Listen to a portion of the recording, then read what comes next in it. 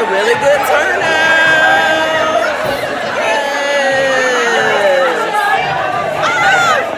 Atlanta. Hey y'all, welcome or welcome back. It's Mo here, and in today's video, I'm going to be sharing with you this past weekend's Atlanta Frocktails event and let you know my experience as a first-time frocktailer. So if you're curious to hear all the exciting details, then stick around. So earlier in the day, I checked out Fine Fabrics in Jonesboro. It was like being a kid in a candy store. It was such a big selection of fabrics, notions, anything you could possibly think of to put a garment together, basically to create the garment of your dreams. They had it. I did browse their selection just to get a feel for what all they had in stock.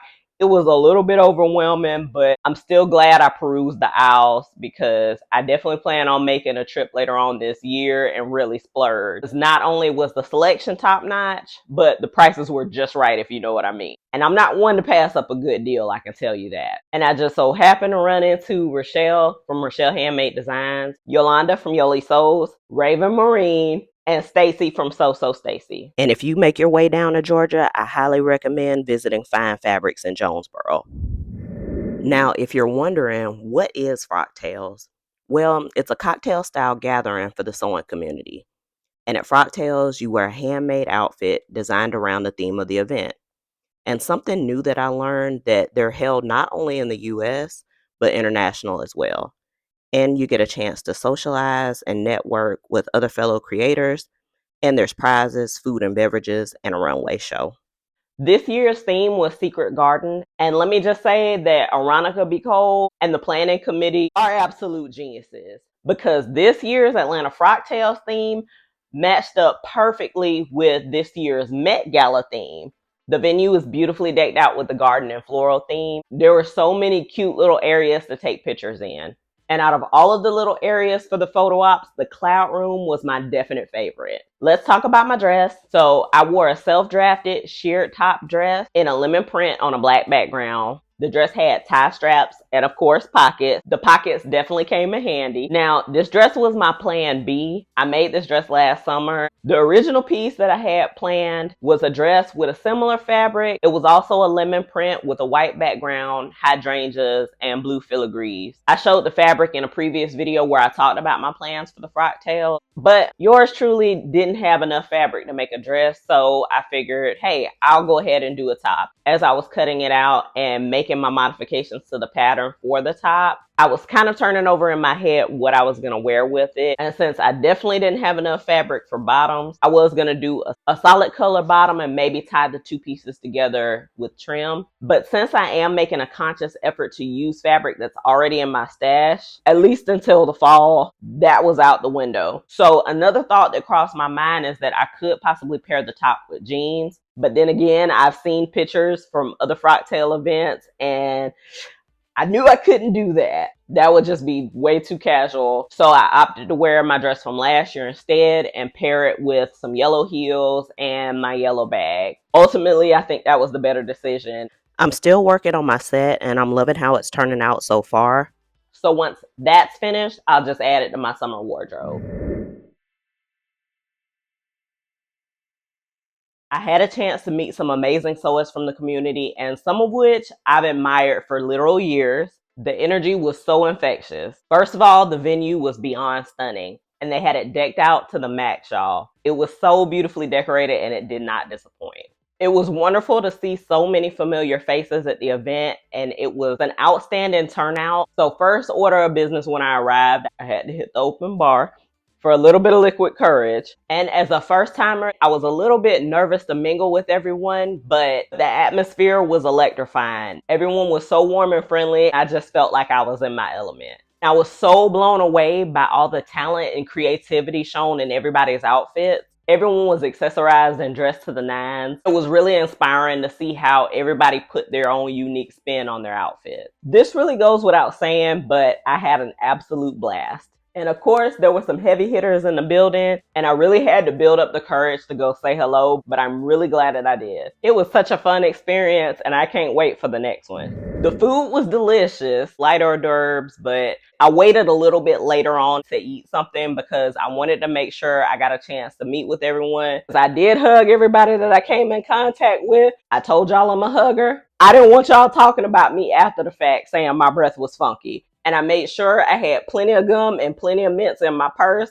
And I was knocking those back like nobody's business. And they ended the night with a raffle with some great prizes. There were some really fabulous goodies in that raffle. Even though I didn't win anything, they did have some really great swag bags. So I didn't walk away empty handed. So in addition to awesome photos, I also have some goodies to remember the night by. So last but not least, I'm going to wrap this video up by showing you some footage of the runway show.